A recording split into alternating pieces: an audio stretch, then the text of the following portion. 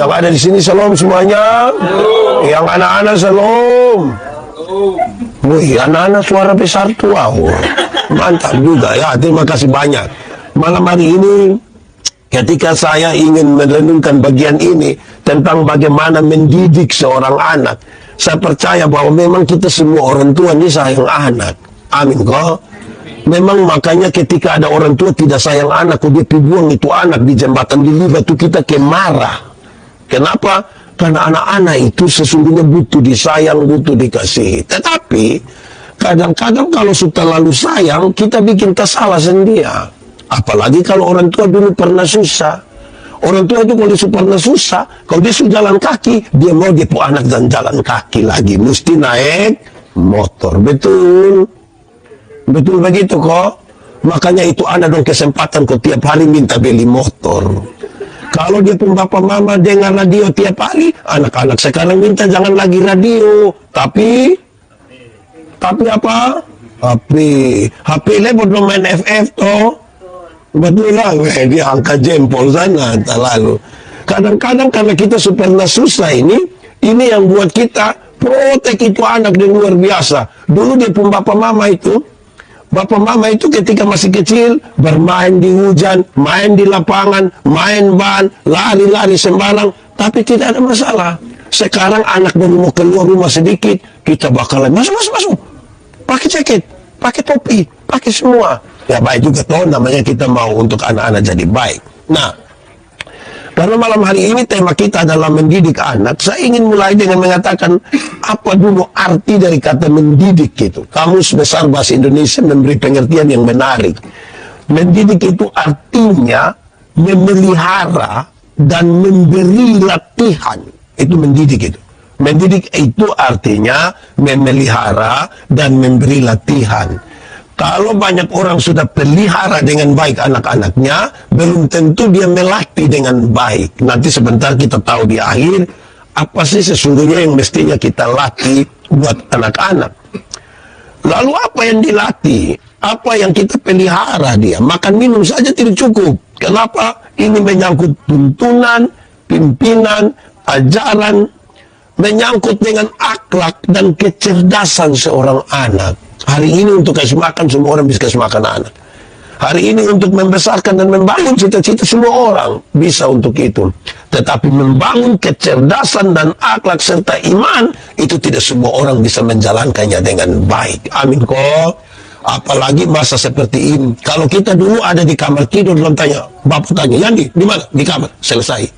Anak sekarang di dalam kamar tidur sekalipun belum tentu dia selesai. Dia sementara merambat kemana-mana dan kita pusing dan dorang. Amin kok.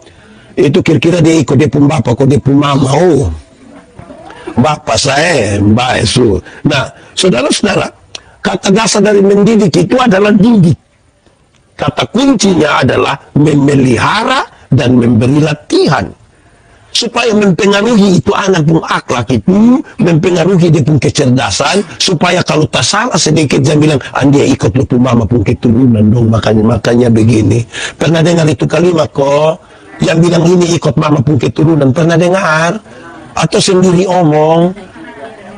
Kita ini kadang-kadang kayak apa kok? Ini kalau itu anak pintar itu dia pun bapak itu. Dia pun bapak, anak bodoh guru dong pun salah semua. Kesian guru dong ini. Yo, kita lanjut dulu. Saudara-saudara, ini semua didikan, arahan, latihan, itu semua berujung kepada sebuah perilaku yang baik. Sebab kalau kemudian kita mengaku mendidik, mengajar, memberi latihan, tapi kalau itu anak pun perilaku tidak baik, sesungguhnya kita gagal. Sesungguhnya kita gagal. Saudara-saudara, untuk mendidik itu saya kira tokoh yang paling penting itu adalah Tuhan Yesus. Tuhan Yesus itu seorang guru yang baik, seorang pendidik yang baik, seorang pendidik yang ideal sekali. Kenapa? Karena Tuhan punya karakter. Saya omong Tuhan dalam konteks Tuhan Yesus. Itu dia punya karakter, dia punya bawaan diri yang baik, dia punya hati, dia punya jiwa, dia punya kepribadian, dia punya budi pekerti, perilaku serta watak yang baik. Saya kira itu paling ideal sudah. Paling ideal sudah. Saudara-saudara, Yesus yang kemudian kita sebut sebagai guru yang baik ini kan, dia memiliki kerohanian, tidak bisa diragukan lagi bahwa dia Tuhan, dan dia tinggal di dalam kebenaran. Saya kira ini yang paling ideal ini. Kenapa?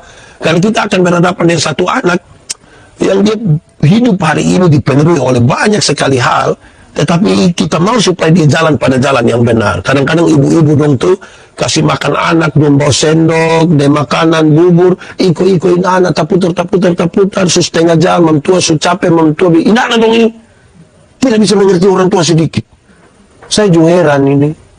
Anak umur 2 tahun suruh mengerti dia pun mama yang 39 tahun. Ini tidak tahu karena mana ini Kadang-kadang begitu kita mama-mama, kita bapak-bapak juga sama ini. Oke, saudara-saudara, dalam konteks pembacaan tadi sengaja saya pilih beberapa catatan ayat firman itu tentang Timotius sebenarnya. Timotius itu dididik secara Kristiani. Ibunya itu seorang Yunani, seorang Yahudi yang sudah menjadi Kristen. Bapaknya itu seorang Yunani. Orang datang dari 2 latar belakang budaya yang berbeda.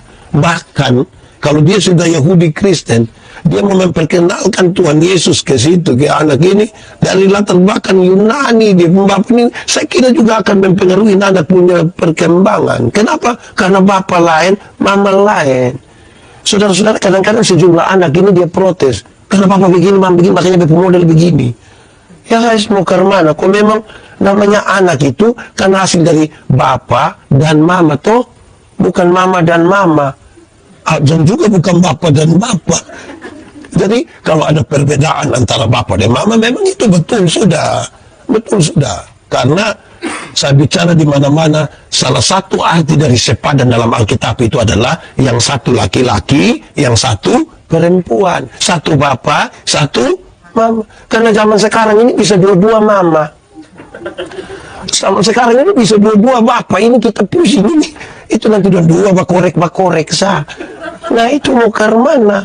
Nah saudara-saudara, Tuhan mempertemukan Timotius dengan Paulus di Listra. Berarti ini bukan sebuah kebetulan. Yang kemudian Timotius menjadi anak rohani dari Paulus.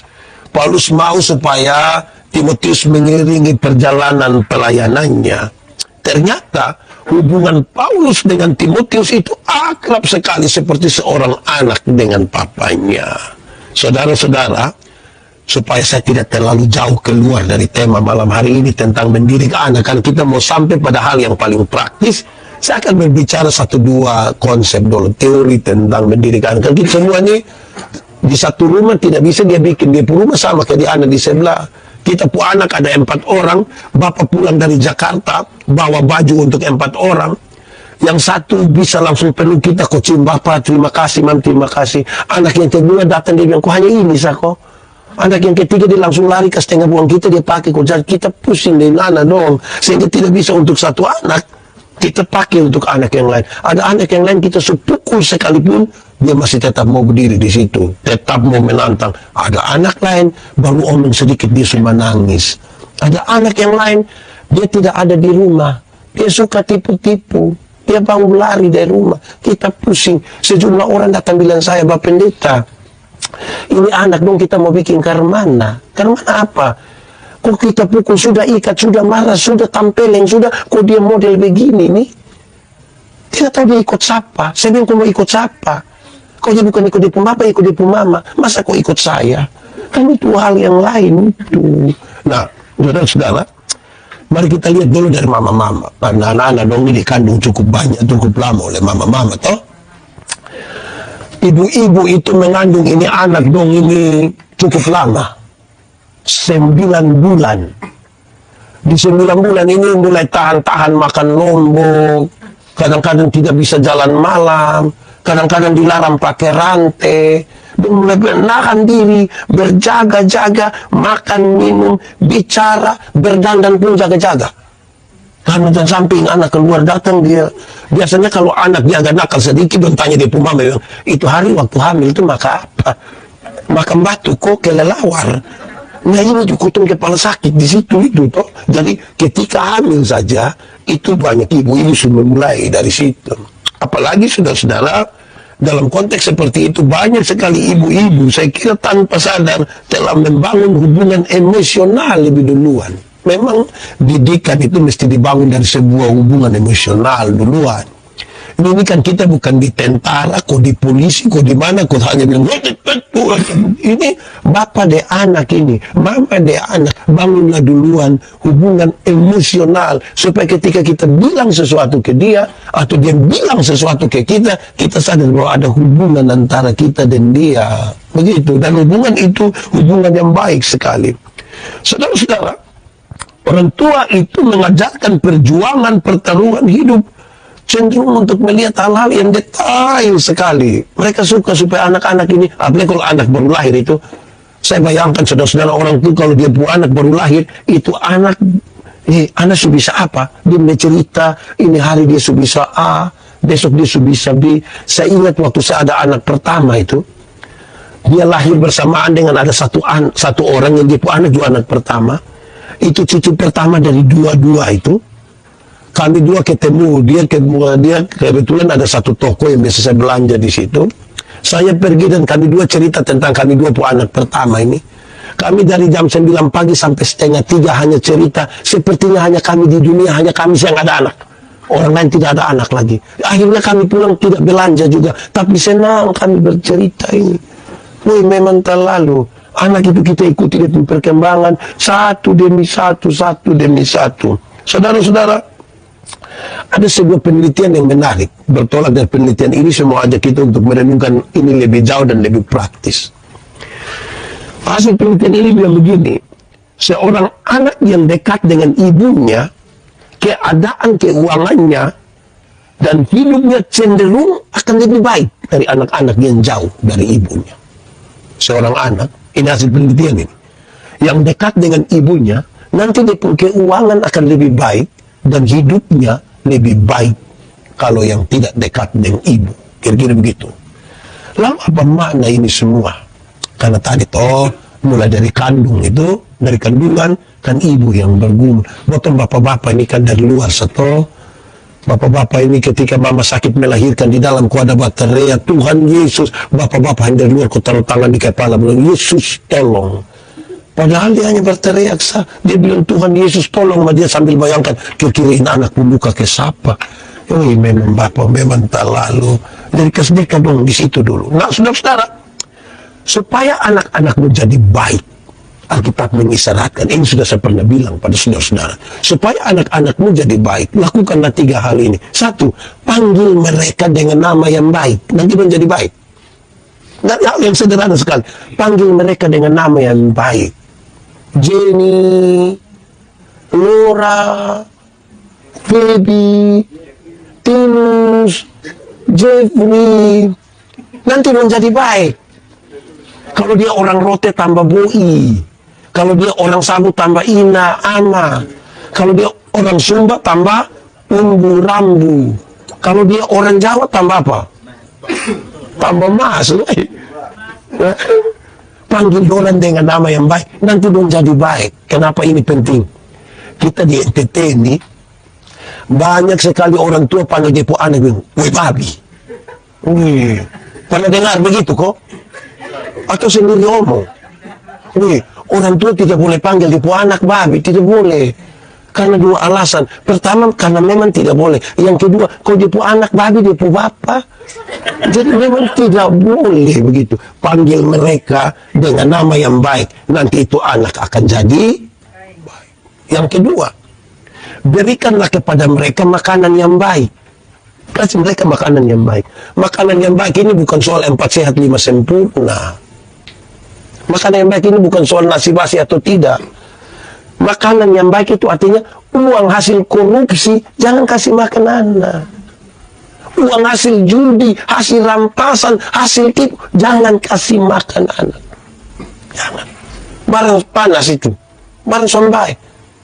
Cukupkanlah dirimu dengan apa yang ada padamu, berbahagialah engkau dan baiklah keadaanmu. Amin kok.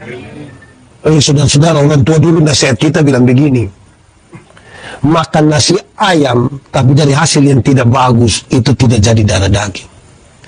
Tapi kalau kita makan nasi dengan daun pepaya saja, habis itu minum air hangat, tapi dari sebuah syukur karena ini yang kita dapat, woi, bahagia, sukacita. Amin kok. Pertama tadi, panggil mereka dengan nama yang baik. Yang kedua, berikan kepada mereka makanan yang baik. Yang ketiga, berikanlah kepada mereka ajaran yang baik. Anak-anak ini kan pelajar cepat, toh? Kan dong pelajar cepat, dong hanya akan menirukan apa yang mereka lihat, apa yang mereka dengar. Kalau dong lihat bapak tiap hari pukul mama, kita melahirkan satu anak laki-laki yang anggap remeh perempuan. Kita melahirkan seorang anak perempuan yang takut lihat laki-laki. Karena tiap hari dilihat bapak sih, hei bapak-bapak, saya mau kasih tahu bapak-bapak. Bapak-bapak itu tidak menikah dengan istri yang namanya Chris John. Sehingga orang pi bawa alas gigi untuk bertinju tiap hari. Tidak bisa. Berikanlah kepada mereka ajaran yang baik. Ajaran yang baik itu ada di Alkitab. Dia pun soal itu adalah kalau dia pun bapak tidak pernah baca Alkitab. Mama tidak baca Alkitab, tapi aktif di grup WA. Di grup WA lagi di yang belanja online. Tiba-tiba orang ketok pintu. Siapa? Ada yang antar. Itu orang pemurah hati. Antar terus. Oh, kok mama kirim terus? Jadi anak-anak Tuhan yang lihat dari itu. Saudara-saudara, kadang-kadang ini saya mau tanya saudara, kira-kira kalau berdoa suami istri anak-anak bersama-sama itu baik atau tidak? Baik. Pulang coba, tapi dia pun tantangan ada. Kita rencana doa sama-sama. Hari pertama baik, hari kedua baik, hari ketiga baik. Masuk hari keempat bapak biar mama, cuma mama dengan anak dong tesepun pinggang kenapa pun. Masuk hari kelima, mama bilang begini, bapak cok kita lepas dong sendiri.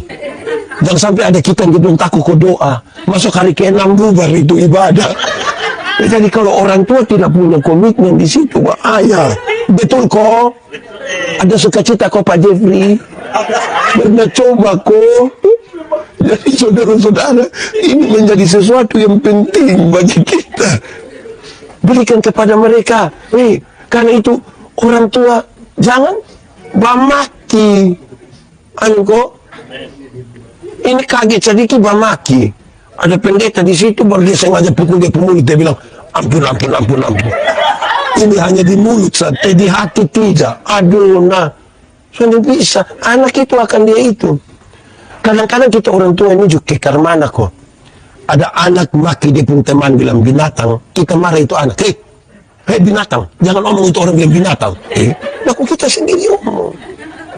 Amin kok. Didikan yang terbaik itu adalah perilaku, contoh, apa yang kita nyatakan. Tapi saudara-saudara, ada satu hal yang secara psikologi cukup mempengaruhi relasi dan didikan orang tua terhadap anak-anak, yaitu sentuhan kulit. Coba bangun pagi, ambil waktu sedikit peluk itu anak dong sedikit, coba peluk. Ada sesuatu yang membentuk itu, Tuhan atur gitu. Jangan hanya mau peluk dia pu mama sah. Peluk juga dia pu anak dong tuh. Hei, bapak-bapak dong, lebih banyak peluk mama kok anak dong. Mama tuh sudah bisa jalan sendiri.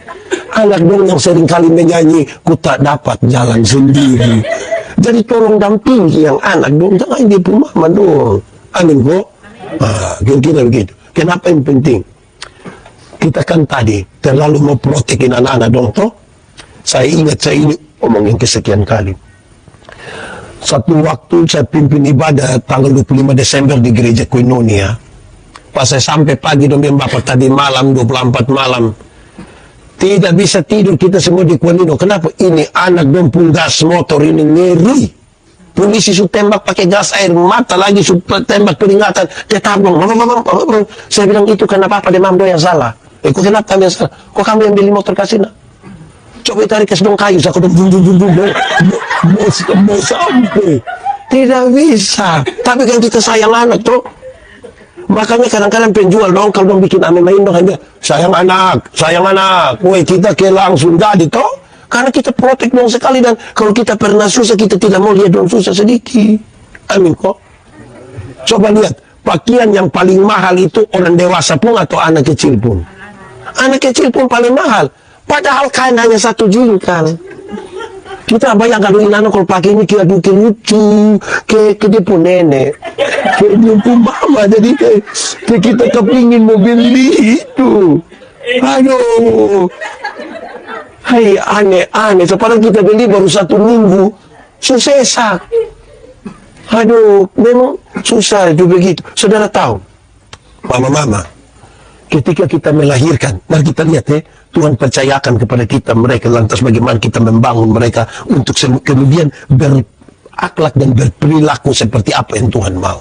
Saudara bayangkan, kita sudah lahirkan setengah mati ini. Saya lihat saya puisi melahirkan tadi dulu, saya memang sedih. Saya sampai cuci ini pakaian, sampai luka di sini. Saya puisi kasihan saya, bilang Bapak, jangan karena Bapak pun tangan seluruh lebih ini belum saya banding dengan mama pun sakit melahirkan. Aduh, belum. Ini kan ibu ada di sini, ya. Tapi betul, saudara, ini serius ini, sakit melahirkan anak-anak. Hei anak-anak, kamu dengar, mama sakit melahirkan. Malam-malam papa mama pun jam tidur, kamu pun jam bangun. Bapak mama pun jam bangun, kamu pun jam tidur. Jadi orang tua tidak tidur gara-gara kamu. Betul kok tidak? Orang tua tidak tidur gara-gara kita. Sudah dalam keadaan tidak bisa tidur lagi, mama dipaksa menjadi penyanyi. Sehingga seringkali mama pun lagu tidak bisa dipertanggungjawabkan. Kalau tidak bobo digigit, nyamuk. Padahal kalau anak bobo itu bernyamuk gigit. Kalau anak lari-lari, nyamuk mana mau gigit dia. Tapi memang betul mama lagi sempoyongan tuh baru nyanyi lah. Dalam kondisi begitu, bapak mamanya tidak bisa tidur. Selalu kaget-kaget malam tuh bapak mama. Kaget-kaget. Mama sedikit apa? Aduh, kenapa begitu? Waktu bunyi kaget, kira anak jatuh, cek nih, dukung bapak yang jatuh. Tapi itu kan tanda orang tua tuh mau kawal ini anak-anak dong itu. Amin kok tidak? Nah itu, jaga. Terus bapak mama ini ajar ini anak dong kalimat untuk bicara tuh. Sepenggal kata ini. Dong kasih tahu. Bapak. Tapi sayang, ini anak dong mulai besar. Dong sejarang bawa omong dan dong pun bapak mama. Amin kok. Dong lebih banyak bawa omong dong. Itu siapa bu anak. Dong lebih dekat yang apa? Ini mama donju 1, bapak donju 1. Anak tidak mau makan, dong bilang bapak kasih pisa, nanti dong sudah makan. Kita yang ajar dong. Betul kok tidak? Kita nih, mungkin kita sudah ini amin kok Ibu Antoneta. Kita yang kan dong HP ini. Akhirnya kita bisa dia. Karena kalau anak main HP, bapak mama aman. Bapak bisa siram bunga. Mama bisa cuci pakaian. Rian jangan renungkan ya karena belum sampai di situ. Ya, oke. Bapak dan mama ajar ini anak ini jalan satu-satu langkah.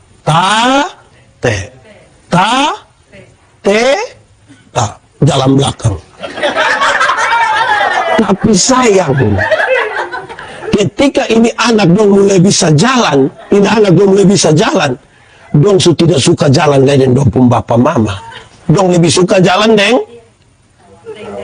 dong kawan. Saya lihat ini ada orang tua antar dia anak di sekolah kalau dia mulai umur 15 tahun, antar dia motor sampai di sekolah, pas bapak pun berhenti motor, anak turun langsung, bapak jalan su. Bayangkan ini, dia kemalu lihat kita ini. Ada kok di sini. Di Jalan Bajawa ada. Itu yang paham apa tuh. Nah, kalau kita tidak sadar dari sekarang ini bahaya. Orang tua ini kan selalu omong bilang begini. Anak, yang penting kamu mau sekolah tinggi biar kami bapak mama ikat perut juga tidak apa-apa. Orang tua kalau sampai omong ikat perut itu bukan berarti dong mau pakai stagen.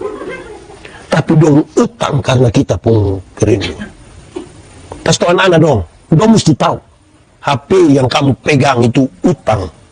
Bayarnya 6 kali itu. Kamu tidak tahu. Bapak mama bakal lagi gara-gara itu. Dong mesti tahu itu. Motor yang dong pakai itu kasih tahu. Utang. Jangan sedikit-sedikit tenang. Tenang. Ini anak dong mesti tahu di situ. Kalau tidak bahaya. Kenapa? Karena kita punya harapan besar buat dorang toh. Kirim dong pi Surabaya. Sampai Surabaya asal kau dong mau telepon kita. Ternyata dong tidak telepon. Betul kok? Dong telepon pada waktu susah. Pas uang habis itu yang 4 pagi buka, 4:30 pagi mama pu HP bunyi. Tidit. Angkat pite anak yang telepon. Mama, shalom. Iya kakak, ke mana? Ih, mama dah baik-baik kok. Iya, kenapa? Tadi malam kakak ada mimpi mama. Pas dia bilang tadi malam kakak ada mimpi mama, mama langsung bilang kakak mau berapa nak omong. Ini pagi buta kakak subuh sama mama ini. Kakak ini ikut bapak pun keluarga dong. Nah saudara-saudara, sebenarnya tahapan demi tahapan ini kan orang tua tahu ini, bukan dia tidak tahu ini. Jadi mestinya kita yang berubah duluan. Tahapan demi tahapan ini orang tua tahu, bukan tidak tahu. Saudara bayangkan, sudah setengah mati kirim dong di Surabaya. Sekolah. Pulang dong sudah ada pacar. Apalagi anak sekarang SD kelas 5 pacar. Dong kira nanti pikir dong main sinetron di Indosiar. Dong datang dong kenal satu pacar ini mati hidup dong di situ. Dong pi datang. Mama dong tidak gonceng antar pi pasar, tapi dong gonceng dong punona antar pi datang. Amin kok. Itu siapa puana. Mama beli motor, bukan gonceng mama, gonceng calon mama. Wih, ada yang salah. Ini tak salah, kalau dia pun mama juga bagai, kau bilang, anak mantu terbaik. Calon terbaik. Apa? Kan boleh begitu. Nah, saudara tahu, kita boleh sayang ini anak laki dan satu orang, kita boleh sayang. Tapi kan dia suka ini nona, dia pergi nona pun rumah, dia tofa. Cabut rumput, dia pun mama lewat. Kakak kenapa kau tofa di sini di rumah kakak tidak kerja? Kenapa tofa di sini? Itu nona pun mama yang sambung. Namanya mau dapat orang buana nona. Bukan mau gampang-gampang sah. Pernah dengar itu kalimat? Sakit hati koson. Sakit hati. Nah ini kan dia pun papa mama tahu. Nah lalu apa yang mesti kita buat sekarang? Betul mesti cegah ini barang. Atau bapak di sini sudah ada om angki majendong yang anak dong sudah besar-besar betul yang seputu aneh. Atur baik-baik. Kenapa?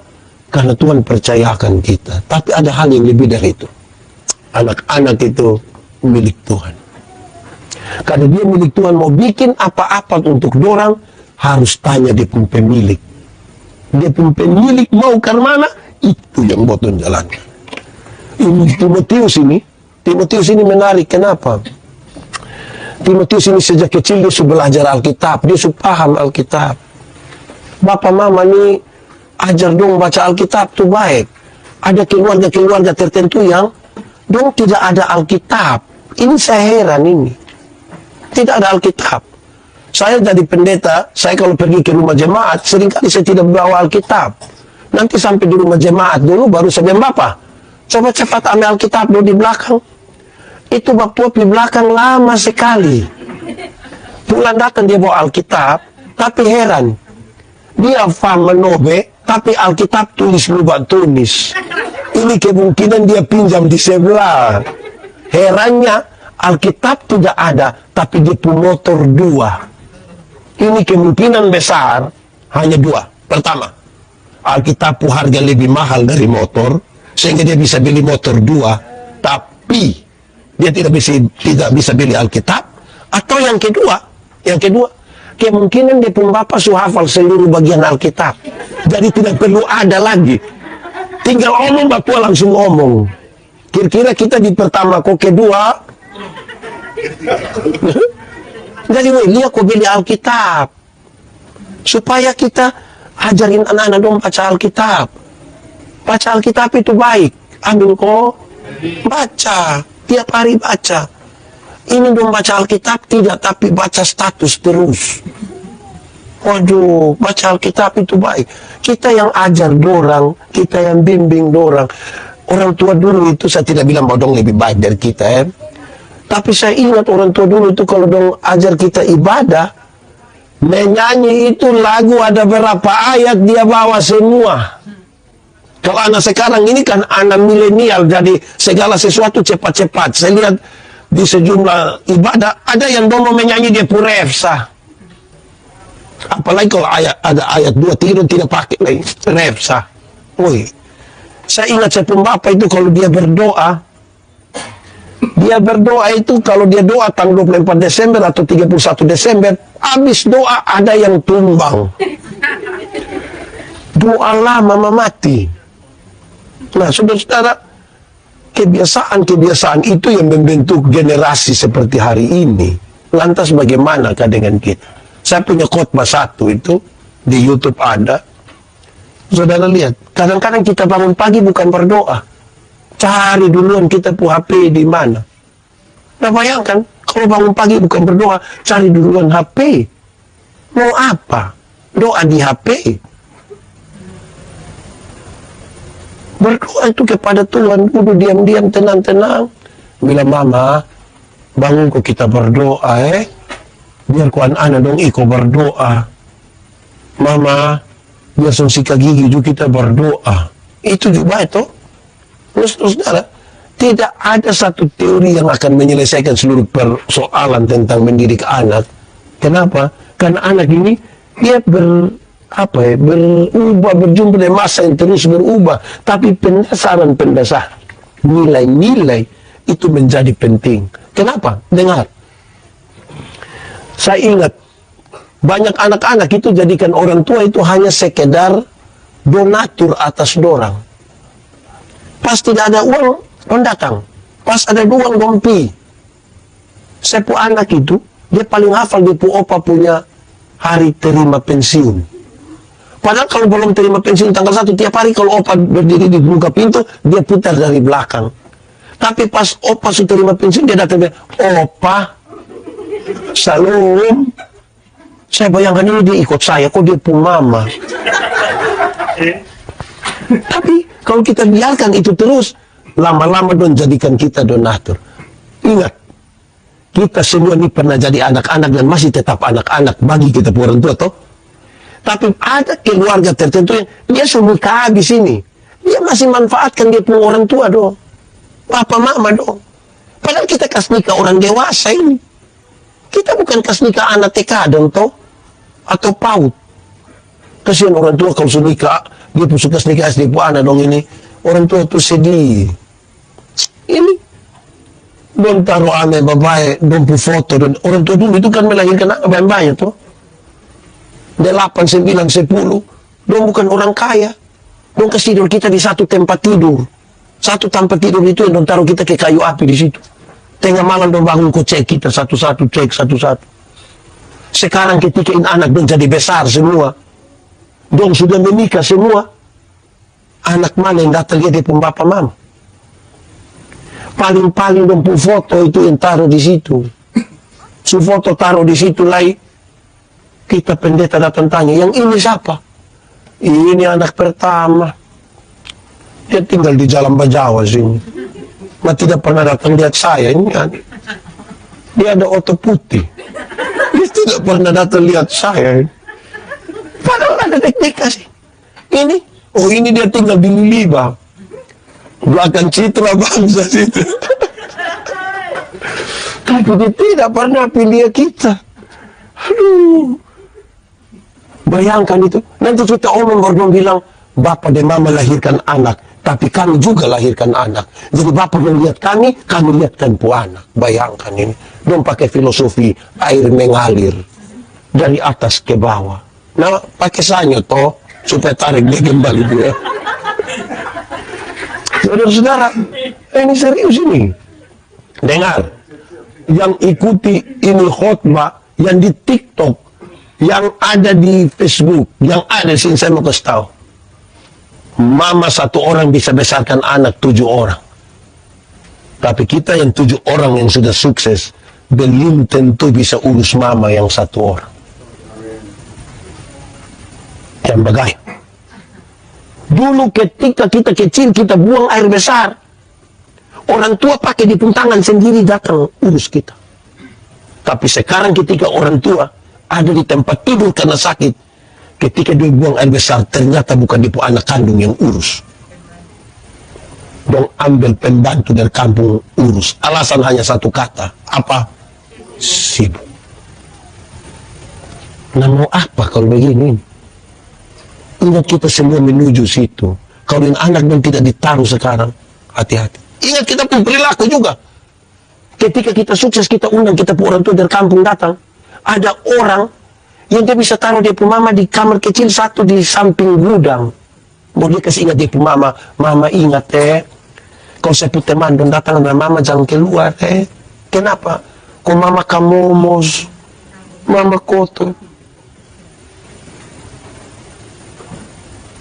Ada anak-anak yang alasan sibuk dan 7 orang bisa pititip dompo orang tua di panti jompo.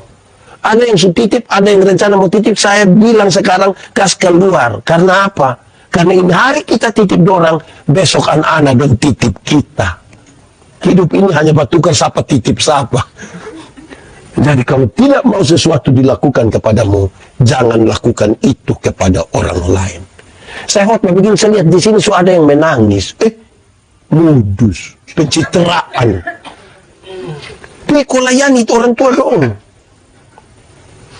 Begini baru sedikit-sedikit ingat orang tua. Saya paling jengkel kalau orang tua masih hidup, dong tidak diperhatikan. Orang tua mati baru dia dari jauh dari suruh dia diam, suruh diam.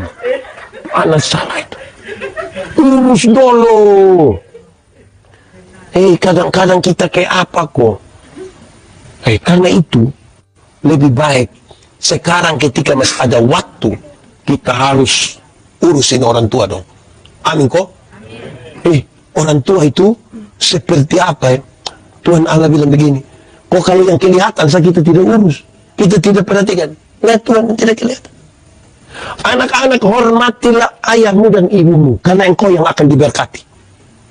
Lanjut umur, tanah, segala macam diberikan. Bukan lagi kita, orang tua. Ini serius.